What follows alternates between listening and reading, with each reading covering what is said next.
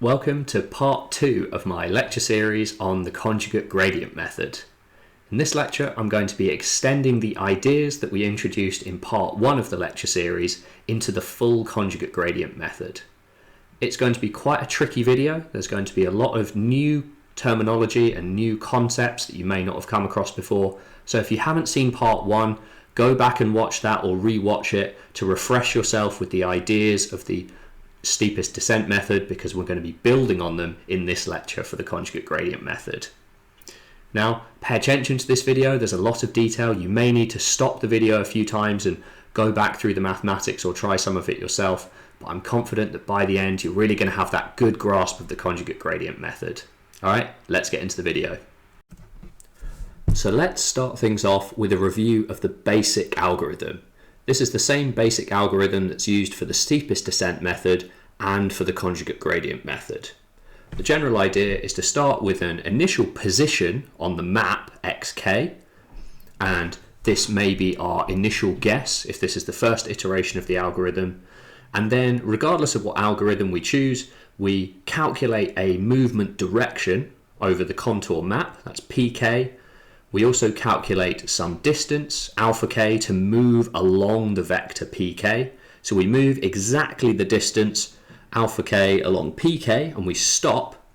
When we're at that new position, we can update the solution of our iterative solver. That's xk plus 1, that's the solution in the next iteration, is equal to our current solution, or initial guess, multiplied by the distance, multiplied by the direction. Now that we're at that new position, we can calculate the residual. That's rk plus 1, that's the new residual, is equal to b minus ax k plus 1. And we can calculate its scalar norm, because of course this is a vector quantity. Every cell in the mesh will have a different residual. And then we look at the scalar norm, and if we're less than the tolerance value, which may be 1 times 10 to the minus 6, for example, then we say that the algorithm has converged. If we haven't, we go back to the start of the basic algorithm, calculate the next direction, which will be pk plus 1, and we're going to move in that direction the next distance, alpha k. Now, that basic algorithm is used by both the steepest descent methods and the conjugate gradient method. In the steepest descent method, the direction pk that we move is always equal to the residual. So every time we move, we calculate the new residual, and that's the direction that we move in. And the reason we do that is because the residual points in the steepest direction downhill, and we're moving down that quadratic function towards the minimum. And the distance we move, alpha k, is chosen precisely so that the distance we move along pk will ensure that the next residual, so rk plus 1, is orthogonal to the previous residual. So we're going to be at 90 degrees. When we move along that line, the local minima is where we stop, and we're going to move at 90 degrees to that local minimum. And the way that we do that is by choosing alpha k exactly to be this quantity, and that allows us to satisfy the condition that the next residual is orthogonal to the previous residual. Now, the conjugate gradient method, which we're going to talk about today, is different to the steepest descent method because we use a different search direction and a different search distance. And ultimately, this allows us to have a more efficient algorithm because we arrive at the solution, the minimum, in fewer steps. But in order to understand the conjugate gradient method, we need to look at the iteration error first. And this is not something that I talked about in the previous lecture. So imagine that we're at some position on the contour map. We're at a position xk here, given by the red dot. And we know that the solution, as I've called it x final, which is the location of the minimum, the difference between the current position and the final position is the iteration error, ek, and we can write that with equation 3. So you can think of ek as a vector which points directly from where we are to the solution. And of course, if we knew the iteration error, then we could just move directly along that vector and move straight to the final solution.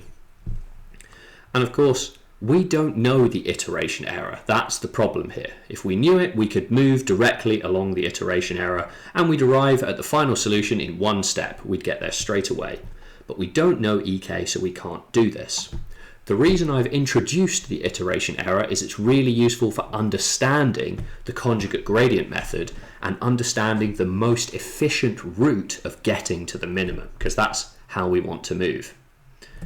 Now, of course, every time we update the solution, we move to a new location on the map. So we start at some position xk, and then our algorithm, whether it be steepest descent method or conjugate gradient method, moves to a new location on the map xk plus 1.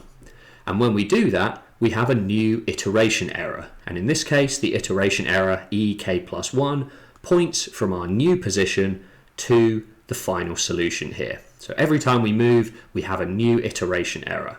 And the iteration error, it's very important to notice, is different to the residual.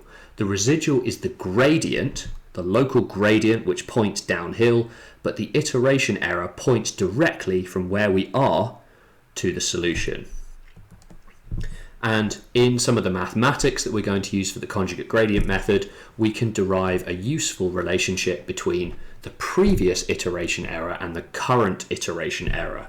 So we're going to derive a relationship between that previous vector that points to the solution and the current vector which points to the solution. So if we start with the general equation for our line search, the next solution, xk plus 1, is equal to the current solution, xk, plus the direction multiplied by the distance. And what we're going to do is just subtract x final from both sides of the equation, where x final is the final solution. It's the location of the minimum on the map.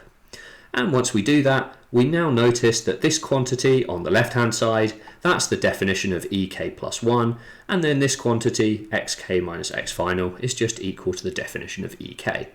So we've derived a relationship between the next iteration error and the current iteration error. And that's going to be quite useful in some of the derivations that follow, but it's just a simple bit of mathematics. Now, what I'm going to introduce on this slide is the overall idea of the conjugate gradient method. This is the key slide. As normal, we're going to pick a direction, pk. We're going to pick some direction on the contour map and we're going to move in that direction. But what we're going to do is we're going to stop. So we're going to choose alpha k, which is the location where we stop, so that pk is conjugate to the new iteration error, ek plus 1. Now, that might be quite a lot to take in. There are some new concepts there, but don't worry, we're going to go through those in detail.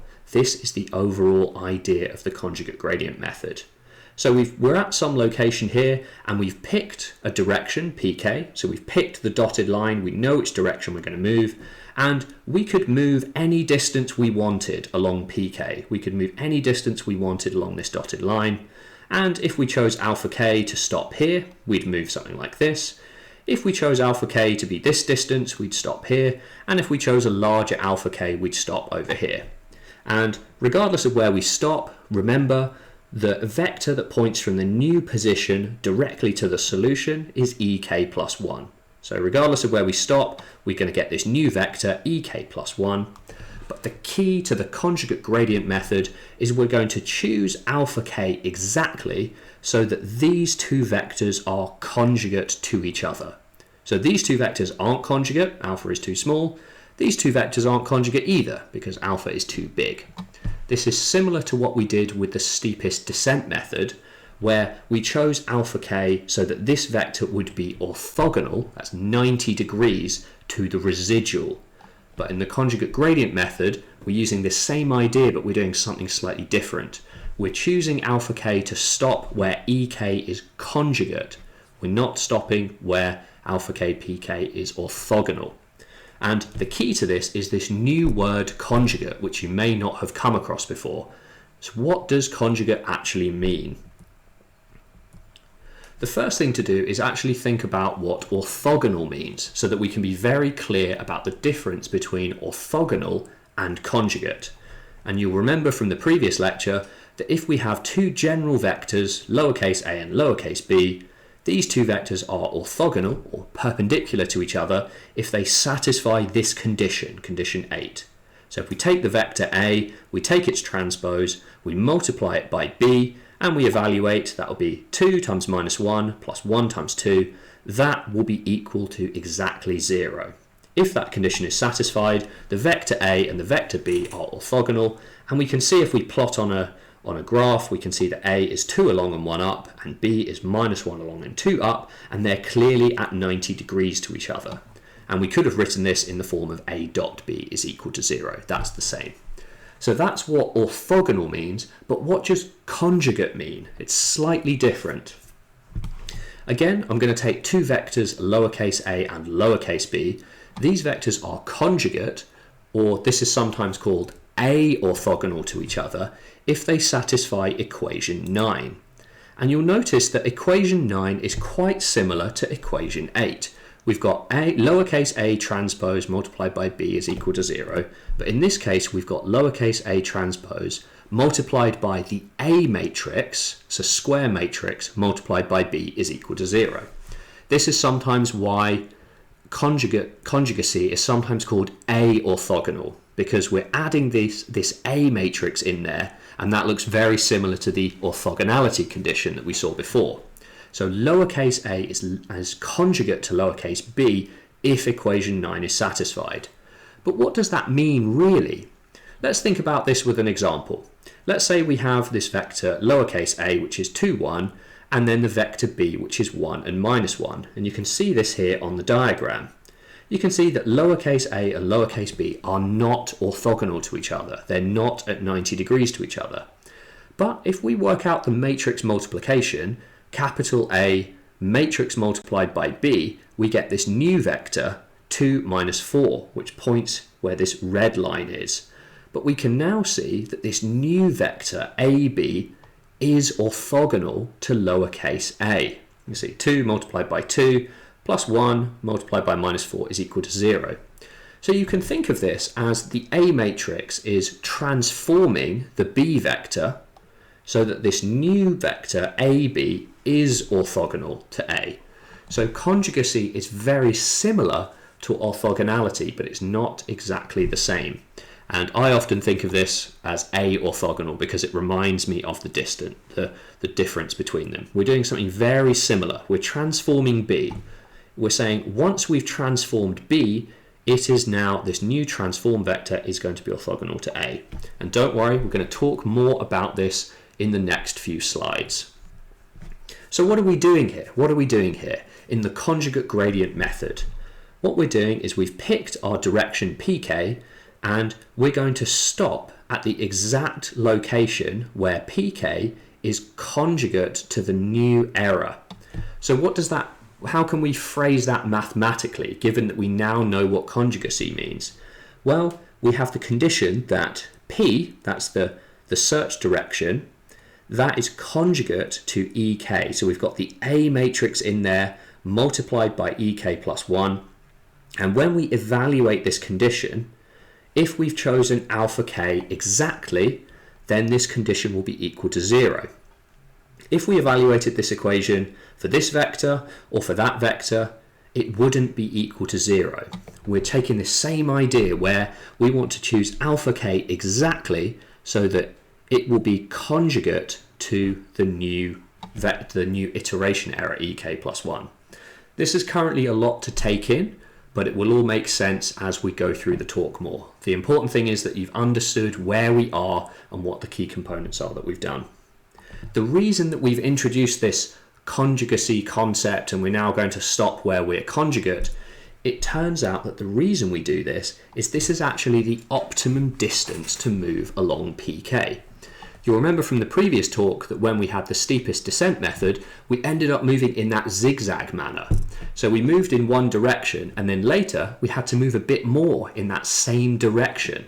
Well, it turns out if we choose a conjugacy condition instead, alpha k is exactly the optimum distance to move along pk. We're not going to have to move along this distance ever again, which is what makes the algorithm more efficient. But why is this the case? Why is this exactly the optimum distance? Well, the key is to think quite carefully about conjugacy. If you imagine we're at that point xk and we're moving in a distance along pk, and we could stop anywhere we wanted along pk. Now, if we stop where pk is conjugate to ek plus 1, what that actually means, remember, is that pk is orthogonal to a times ek plus 1. So this vector is orthogonal to pk. So what does that really mean? If you think about moving along this line, wherever we stop, we would have a new iteration error, ek plus 1, and we could multiply it by a to give us a new vector. But if you look, when we move along the line, if we're along here, this vector will actually be longer, will actually be further from the solution. But if we stop exactly where pk is orthogonal to aek plus 1, that's going to be the minimum distance from the point along this line to the perfect solution. And this is why the conjugacy condition is going to give us the optimum value of alpha k, and why the conjugate gradient method is going to do better than the steepest descent method. So now, what is the value of alpha k? We know that this condition is going to give us the value of alpha k that's optimum. What is actually the value that we need? Well, in the same way that we did for the steepest descent method, we start with the condition. We're going to start with the conjugacy condition rather than the orthogonality condition, and then we're going to substitute in the terms and rearrange, and that will give us the value of alpha k. So let's start with the conjugacy condition. The previous direction, conjugate with the next iteration error, will be equal to 0, and we can substitute in the formula that we came up with at the start of the lecture to get rid of ek plus 1. Because remember, the iteration error is unknown. We don't know what it is, so we need to remove it from the equation. So substitute that in there, and then separate the terms, because we've got the addition there. And now that we've got alpha k, we can rearrange, move the terms to the other side and divide, and we have equation 13 for alpha k. So what does this mean? This means that if we chose alpha k exactly to be this quantity, and we moved that distance along pk, then when we stop, we are now conjugate to the iteration error. But of course, as I've said before, ek plus 1 is unknown, but ek is also unknown, so we need to eliminate this from equation 13. So we're going to have to do a little bit more maths. And the way that we do that is by deriving an equation for ek. And in equation 14, what I've got is the equation for the final solution. So ax final is exactly equal to b. If we had that final solution, that would satisfy exactly our matrix equation. But of course, in our current solution, we don't have the final solution, and instead b minus axk gives us the residual. So have these two equations in equation 14, and we could combine them together by eliminating b. So an easy way is to put ax final into here, and then factor out the a, which is common, and of course x final minus xk, that's equal to minus the iteration error ek. So we have this equation 16 for ek. So we can now remove ek from that previous formula for alpha in terms of the residual, which we do know. So we're slotting all of the pieces together. And of course, I've made some small notes here that you could follow exactly the same logic and derive this equation aek plus 1 for the new residual. You could do this. And some of you who watched my previous series on the multigrid method have seen this equation before, but you may have noticed, of course, that in the multigrid method there's no minus sign on the right hand side, and that's simply from the definition of the residual. In some numerical methods the residual is defined as ax minus b, and in the conjugate gradient method it's defined as b minus ax. So be careful with the minus sign, there are some differences there. So going back to our formula for alpha k, we're going to substitute for aek in here, replacing that with minus the residual, and this gives us the formula for alpha k. This is the distance that we're going to move along that direction pk, and when we move exactly this distance, the next direction is going to be conjugate. We're going to be conjugate to the iteration error. This is the optimum distance to move, far better than what we had before. And some of you may have noticed actually that if we took the search direction as the residual, so if we set pk equal to rk, if we moved in the direction of steepest descent, in the direction of the residual, this equation would actually be identical to the equation we had in the previous lecture for the steepest descent method. So the methods are very similar, they're very similar, but the difference in the conjugate gradient method is we're not moving in the direction of the residual. We're going to move slightly different to the residual. But if we did, we'd have exactly the same method. So the methods are consistent with each other. The conjugate gradient method is just a slight adjustment on the steepest descent method. So we're now putting the pieces together. We've got the distance to move. We know alpha k, and this is going to be the optimum distance for us to move. But of course, the final thing we need to know is, what is the direction? I haven't told you what the direction is yet. The only thing I have told you is that in the steepest descent method, the direction was equal to the residual, but in the conjugate gradient method, it's going to be slightly different, and that's what we're going to look at next. So let's have a quick recap. What have we done? If we knew what the direction pk was, so let's say we had a direction, we've picked it somehow, we have the formula, so let's say we knew what pk was, we can use this formula to work out exactly how far along it we move, and then we're at this point and we now need to know what direction do we move in. So we have two things that we need to know here. We need to know, we don't even know what the previous direction was, and we also need to know what the next direction is. And of course, I've drawn this for you in the diagram. We could choose any direction we wanted, but what direction are we actually going to move in? I'm going to look at this first, and then I'm going to look at the previous direction afterwards. So let's start by thinking about the next search direction. So we've picked a direction, we've moved, we've stopped where we have alpha k. How do we move next? Well, the key is to think back to what we were talking about before. Remember that we chose the distance along pk so that we would stop where pk is conjugate to the iteration error.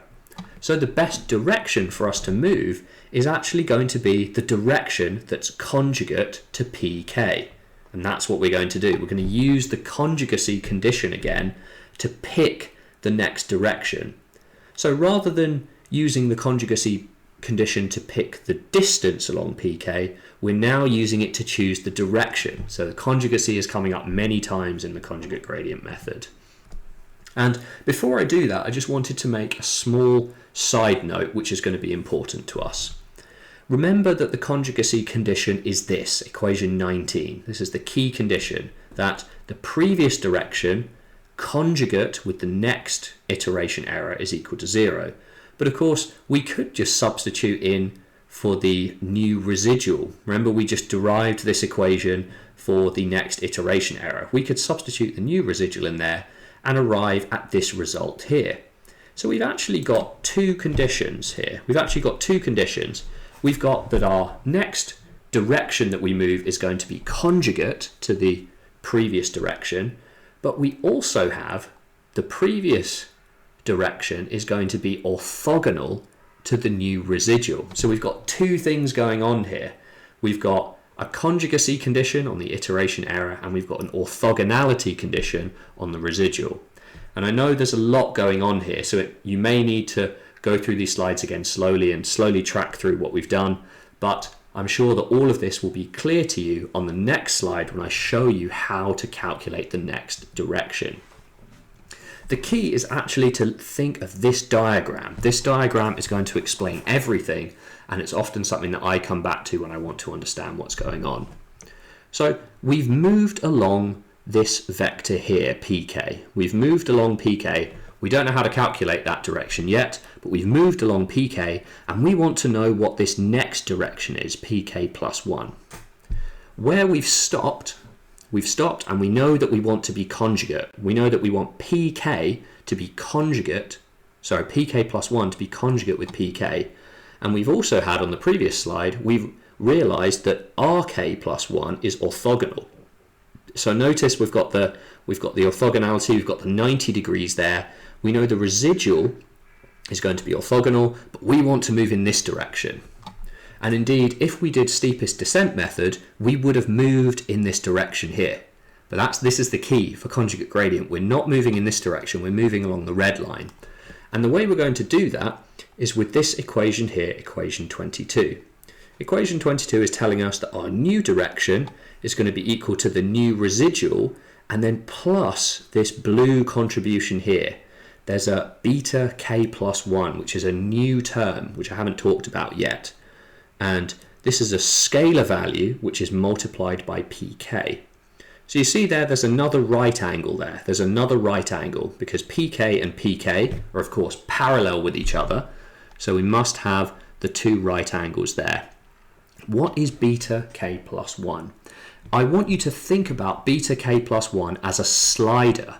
Beta k plus 1 is a slider that allows us to adjust the length of this vector here. If we make beta k plus 1 larger, this vector will get larger and it will change the direction pk plus 1. So beta k plus 1 is like a slider that allows us to control and change what pk plus 1 is. And of course, if beta k plus 1 is equal to 0, this vector disappears and pk plus 1, our new search direction, is going to be in the direction of the residual, which is the same as the steepest descent method. So you can think of beta k plus 1 as being a slider which allows us to move away from steepest descent method into the conjugate gradient method. And that's the second point I've got here. And this diagram satisfies both the points from this previous slide. Rk plus 1 is always orthogonal to pk, and we're going to choose beta k plus 1 exactly so that the new direction is conjugate to the previous one. This is very similar to the idea of alpha, where we chose alpha so that we would stop where the new iteration error would be conjugate, and now we're using beta k plus 1 again so that we can make sure pk plus 1 is also conjugate. And that's what I've got here for you on this slide. We can have different values of beta k plus 1, and if we have different values, of course this vector is going to get longer or shorter, which changes where pk plus 1 is. And we're going to choose beta k plus 1 exactly so that pk plus 1 is orthogonal to pk. We're going to do that and we're going to derive the equation for beta k plus 1.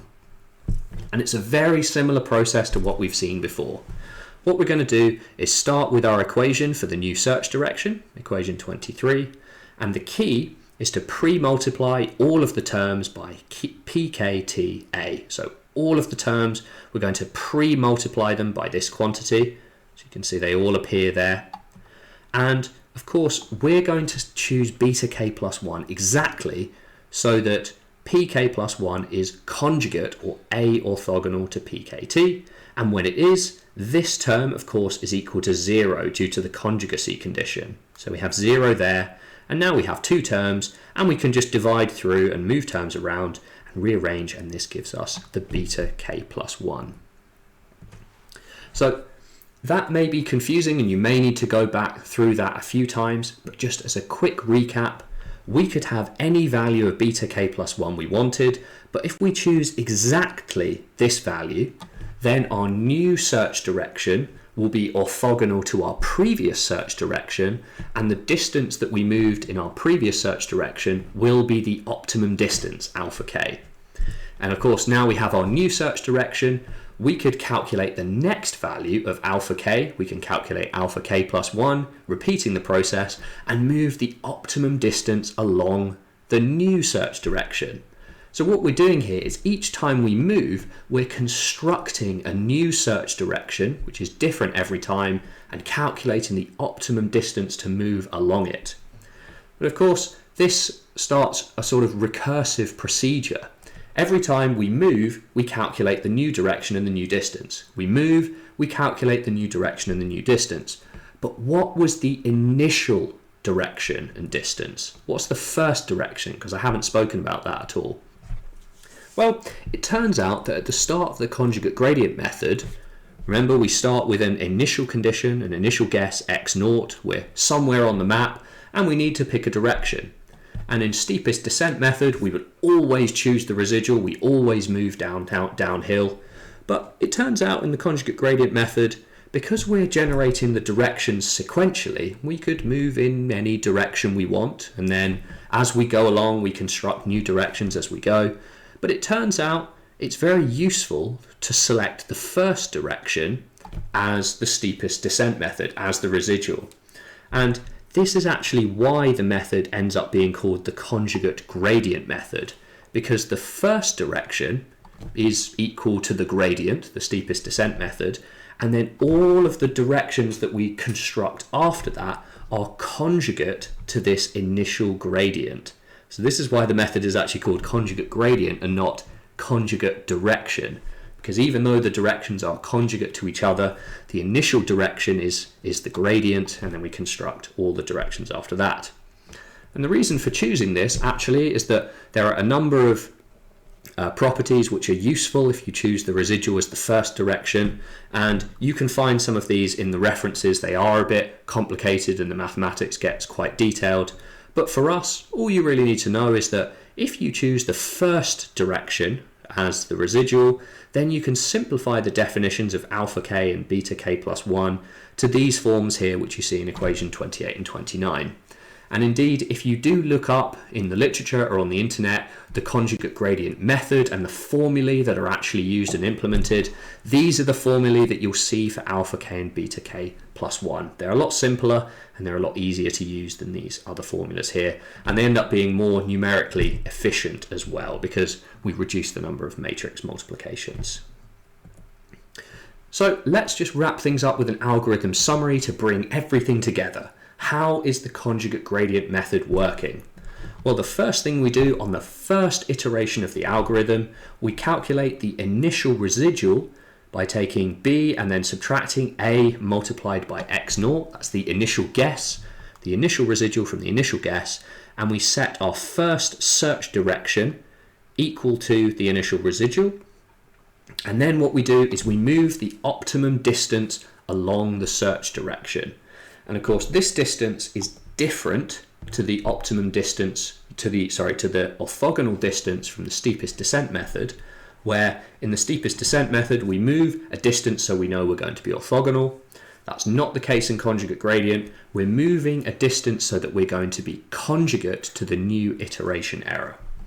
So we evaluate that formula, and then we move along pk, a distance alpha k, to get our new solution here, xk plus 1. And this is where we start the recursive procedure. We're going to be generating the new directions and the distances as we go through the algorithm. And we start by calculating the new residual, b minus axk plus 1, and then we calculate the new search direction. So we start with beta k plus 1. Again, remember that's the slider that's allowing us to control where pk plus 1 is going to point. Once we have that, we have the new direction. We can move along pk plus 1, and the distance that we're going to move along that is going to be the optimum distance, alpha k plus 1. And again, when we stop there, we're then going to use the slider, beta k plus 1, to give us our new direction, pk plus 1, move along that, the new optimum distance, and so on. And of course, each iteration, we can evaluate the scalar norm of the residual vector, and we keep repeating this until our scalar norm is less than the tolerance. And the main idea I want you to take away from this in the algorithm summary is that what we're doing is we're moving in a direction, and each time we move, we stop and then calculate the new direction based on where we are. And it's going to change every iteration, and we're going to move the optimum distance each time. So that wraps up my discussion of the conjugate gradient method. The conjugate gradient method is a really tricky algorithm to understand, and I really hope that in this series of lectures I've managed to give you all of the basic components so that you can understand the algorithm for yourself. If you want some more information, there's a really good reference that I've left in the description of this video. Feel free to have a look through that, and it goes into a lot more detail than I was able to cover here, including things like eigenvalues and eigenvectors and things like that. Until next time, let me know in the comment section, did you enjoy this video? Did you find it useful? Do you finally feel like you've gained the core understanding of the conjugate gradient method itself? Really let me know. I really enjoy reading your comments. I appreciate them, and it makes everything I do on this channel worthwhile. Until next time, thank you all for watching, and I really appreciate you.